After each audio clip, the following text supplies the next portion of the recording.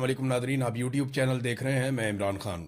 जो लड़ाई पाकिस्तान तहरीक इंसाफ ने लड़नी थी हुकूमत के साथ, या सियासी लड़ाई जो उनकी पाकिस्तान की मिलिट्री एस्टेब्लिशमेंट के साथ थी, वो लड़ाई पाकिस्तान तहरीक इंसाफ ने आपस में लड़ना शुरू कर दी और अब हर तरफ इसी के ऊपर डिस्कशन हो रही है। खबर सबसे पहले ये आती है कि सुहेल अफरीदी के खिलाफ हो गए हैं उनकी पार्टी के अंदर MPs, और अब वो नाराज अरकान कोई इजलास बुलाने वाले हैं और सुहेल अफरीदी की हुकूमत को खतरा है। बाद में खबरें आती हैं कि शायद इन्हें कंट्रोल किया जा रहा है, गंडापुर कर रहे हैं या कोई और कर रहा है, या पाकिस्तान की मिलिट्री एस्टेब्लिशमेंट कर रही है। तो सुहेल अफरीदी की हुकूमत बताया गया कि खतरे में। मैंने आपसे पहले भी कहा था कि इमरान खान की मर्जी के बगैर अगर कोई यहाँ पे इस किस्म की हरकत करेगा तो वो अपनी सियासत को खुदा हाफिज कह देगा, क्योंकि पाकिस्तान तहरीक इंसाफ में लोग इमरान खान को जानते हैं। ये सारे लोग खंभों की तरह हैं जिन्हें इमरान खान ने टिकट दिया और ये इलेक्शन जीत कर आ गए। इन्होंने मेहनत की है, लेकिन इमरान खान के नाम पे इन्होंने वोट लिया है। इमरान खान ने हमेशा अंदर तो रहना नहीं है। अब ये जो लोग भी इमरान खान की मर्जी के खिलाफ जाएंगे, अब मुस्तकबिल में इनके लिए प्रॉब्लम होगा, लेकिन इस प्रॉब्लम को टैकल करने के लिए एक सिचुएशन बना दी गई है। अब भी सुनना बहुत जरूरी है आपके लिए। सुहेल अफरीदी ने जो पार्लिमानी पार्टी का एक व्हाट्सएप ग्रुप है, उसके अंदर सबसे पहले उन्होंने एक इल्ज़ाम लगाया। उन्होंने कहा जी पार्टी के अंदर के जर्नैल ने पार्टी के बाहर के जर्नैल से वादा किया है। पार्टी के अंदर के जर्नैल ने 27 MPs साथ होने और इमरान खान की हुकूमत गिराने का वादा किया है, लेकिन किसी का बाप भी इमरान खान की हुकूमत नहीं गिरा सकता। सुहेल अफरीदी का पार्लिमानी पार्टी के व्हाट्सएप ग्रुप में पैगाम।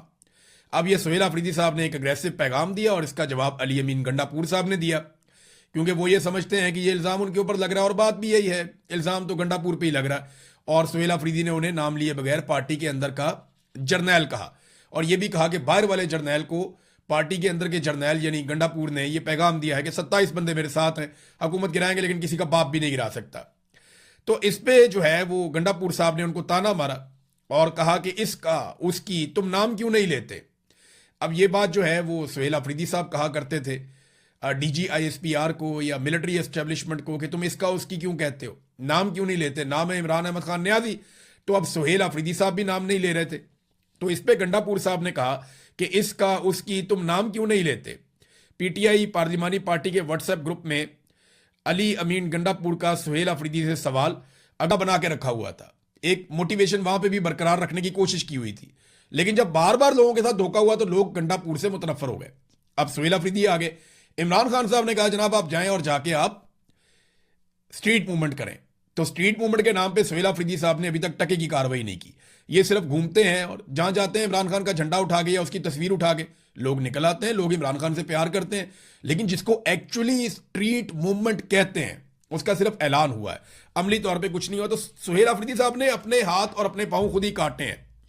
यानी अब सुहेल अफरीदी के ऊपर इल्जाम किस तरह के लगाए जाएंगे। जनाब ये मोहसिन नकवी से मुलाकातों में अंगेज है, इंडोर एहतजाज तक इन्होंने अपने आप को महदूद कर लिया है, खान की आंख के जाया हो जाने की खबर के ऊपर भी कुछ ना कर सके। तो ये बातें दुरुस्त हैं। अगर लोग एहतजाज करेंगे या नाराज अरकान इसको जवाब बनाएंगे तो सुहेल अफरीदी के लिए मुश्किल हो जाएगा इन बातों का, इन चीजों का जवाब देना उन अरकान के सवाल उठाने के बाद। चीजें रिकॉर्ड पे आ रही हैं, इसके ऊपर हुकूमत नहीं बोल रही।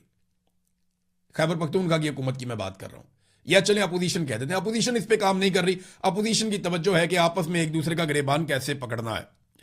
तो बढ़ती हुई दहशतगर्दी और पाकिस्तान की इंटेलिजेंस एजेंसियों का फेलियर, इसके ऊपर वो बात नहीं कर रहे, क्योंकि इंटेलिजेंस एजेंसियों की सारी तवज्जो सियासत के ऊपर है। गिलगित बल्तिस्तान का इलेक्शन कैसे करना है, कश्मीर का इलेक्शन कैसे करना है, इक्तदार पे कब्जा कैसे रखना है, अगली आईनी तरमीम कैसे करवानी है, अपने इक्तदार को टूल कैसे देना है, अपने मफादात का तहफ़्फ़ुज़ कैसे करना है, वो सारे इस काम में लगे हुए हैं मिलिट्री एस्टेब्लिशमेंट। और इंटेलिजेंस के लगातार फेलियर की वजह से पाकिस्तान में दहशतगर्दी के वाकयात बढ़ते चले जा रहे हैं। इसके ऊपर एक्चुअली जो हो रहा है वो ये है कि गिलगित बल्तिस्तान में बंदर बांट कैसे होगी, हुकूमत किसको बनाकर दी जाएगी, और पहले कौन हुकूमत करेगा, और किसके वजीर कितने होंगे, और किस तरह से कोलिशन गिलगित बल्तिस्तान में चलानी है। क्योंकि जरदारी साहब मांग रहे हैं कि हुकूमत वहां पर हमारी होनी चाहिए।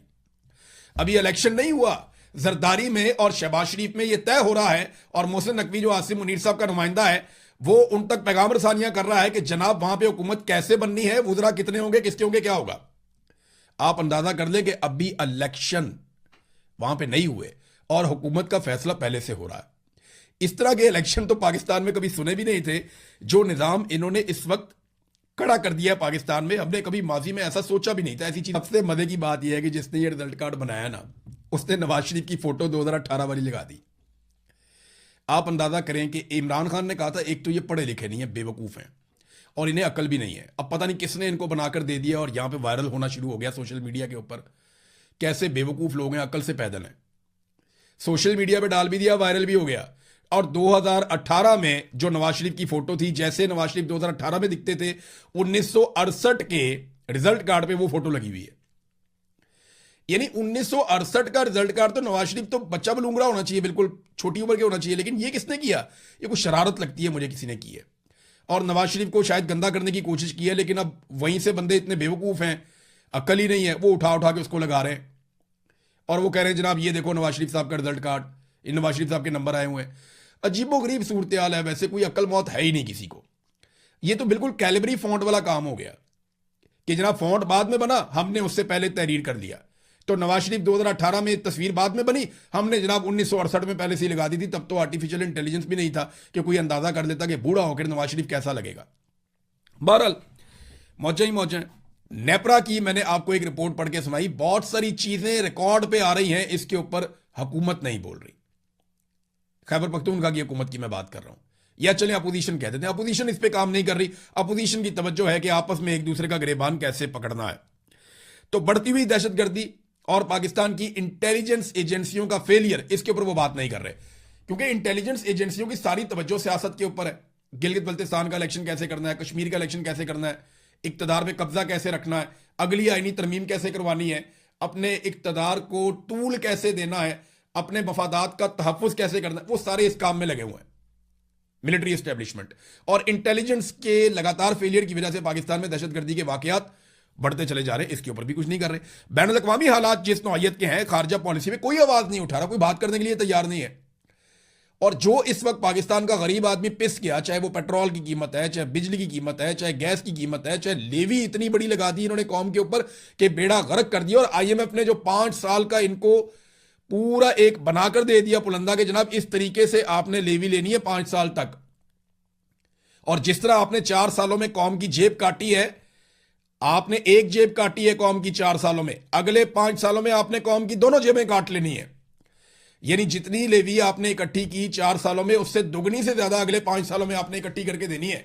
ये IMF ने टारगेट दे दिया। अब एक तारीखी किला मैंने आपको बताया था पिछले वीलॉग में, जिसके ऊपर कब्जा कर लिया है इसराइल ने, और बेंजामिन नेतन्याहू ने उसे अपनी एक तारीखी कामयाबी करार दिया है और वो कहते हैं हम ये किला नहीं छोड़ेंगे। दूसरी तरफ पूरी दुनिया हिल गई है कि ये कैसे हो सकता है कि मुल्क के बड़े बड़े इलाकों के ऊपर वो कब्जा करते चले जा रहे हैं।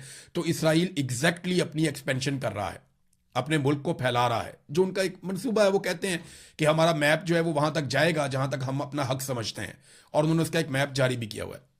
फ्रांसीसी वजीर खारजा ने यह कहा है कि इसराइली फोर्सेस के हाथों लबनान के तारीखी बेफोर्ट किले पर कब्जे के बाद उन्होंने अक़वाम मुत्तहिदा की सलामती कौंसिल का हंगामी इजलास तलब किया है। और यह बताया गया कि हमने अक़वाम मुत्तहिदा की सलामती कौंसिल के हंगामी इजलास की दरखास्त की है। अगरचे हम दीगर ममालिक की तरह इसराइल के हक़ दिफा को तस्लीम करते हैं, लेकिन कोई भी चीज़ इसराइली फ़ौजी कार्रवाइयों के तसलसल और लबनानी सरजमीन में मजीद पेशकदमी का जवाब फराहम नहीं कर सकती। अब देखना यह है कि इस पर बाकी ममालिक किस किस्म का रद्द अमल देते हैं। आप लोगों ने आज का एनालिसिस सुना। जनाब मतीउर जान साहब के साथ शामिल गुफ्तगू थे। पाकिस्तान तहरीक इंसाफ के अहम रहनुमा इसलिए भी कहा जाता है क्योंकि रिसेंटली आज उनकी अहम मुलाकात हुई जनाब इमरान खान साहब से अडयाला जेल में, और काफ़ी दिनों के बाद जो है पाकिस्तान तहरीक इंसाफ के बानी इमरान खान साहब और उनकी मुलाकात हुई, खबर बाहर आई। तो उसके बाद ट्वीट भी सामने आया पाकिस्तान तहरीक इंसाफ के बानी इमरान खान साहब की जानिब से। उसमें वाज़ेह तौर पे कहा गया है कि बानी चेयरमैन इमरान खान साहब डटकर अभी भी वहीं खड़े हैं जहां पर आज से 2 साल पहले इमरान खान साहब के मौक़िफ़ में बिल्कुल भी अभी तक कोई तब्दीली देखने में नहीं आई, जिस पे कहा जा रहा था कि हो सकता है कि इमरान खान साहब जो है वो अपना मौक़िफ़ जो है वो चेंज कर ले या दोबारा इस पर गौर है। जैसे कहा जाता है कि सिद्ध के दिल से इमरान खान साहब माफ़ी मांगे। और इमरान खान साहब आपको जैसे कि मालूम है स्पोर्ट्समैन रहे हैं, और स्पोर्ट्समैन आखिरी गेंद तक लड़ता है, तो उन्हीं उनका जो है अभी तक वही स्टांस है, वो आखिरी गेंद तक लड़ने की कोशिश कर रहे हैं। और इसमें हम देख रहे हैं कि अभी तक सोशल मीडिया जिस पे लोग तनकीद भी करते हैं, खासतौर पर पाकिस्तान तहरीक इंसाफ के कुछ अहम रहनुमा भी तनकीद करते हुए दिखाई देते हैं कि सोशल मीडिया जो है वो तहरीक इंसाफ का नेगेटिव साइड पे भी चला जाता है, कभी पॉजिटिव साइड पे भी, कि कभी अपने ही लोगों को रगड़ा भी लगा देता है। तो उस पर तनकीद होती है। शेर अब्दुल मरवत साहब भी इस पर बाज़ औक़ात आपको तनकीद करते हुए दिखाई देते हैं, लेकिन सोशल मीडिया ही पाकिस्तान तहरीक इंसाफ की अहम ताकत दिखाई देता है। और इस पे मुख्तलिफ तज्ज़ियाकार, जैसे कि ख़ास तौर पर ज़िक्र करें हम तो गरीदा फ़ारूकी साहिबा का, उन्होंने ये ज़रूर कहा था कि सोशल मीडिया पर ही पाकिस्तान तहरीक इंसाफ की पब्लिसिटी है, और बाकी ऑन ग्राउंड पाकिस्तान तहरीक इंसाफ की पब्लिसिटी ज़ीरो है।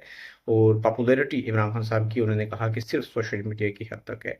और देखा जाए तो पाकिस्तान तहरीक इंसाफ इस वक्त मकबूल तरीन जमात है। इस पर मुनीफ फारूक साहब, जो कि कहते हैं, जो जैसा भी एंकर हो, जैसा भी सहाफ़ी हो, तज्ज़ियाकार हो, इस चीज़ को एडमिट ज़रूर करता है कि पाकिस्तान तहरीक इंसाफ की जो एक पॉपुलैरिटी है, उसका कोई मुकाबला इस वक़्त नहीं लगा सकता। और इसी वजह से इमरान खान साहब देखें तो अभी तक अपने स्टांस पर खड़े हैं। इमरान खान साहब ने यही बात की है कि नौ में पेश आया दिलखराश वाक़या था, इस पर कोई भी पाकिस्तानी इस पर उसकी दो राय नहीं हो सकती। दिलखराश वाक़या था और इसकी मज़म्मत भी इमरान खान साहब ने भी की थी, और वो अभी भी वो यही स्टांस रखते हैं कि जिस भी शख्स ने या शख्स ने हमला किया, उनको सज़ाएँ होनी चाहिए। उनका एक ही मुतालबा है जुडिशियल इंक्वायरी का।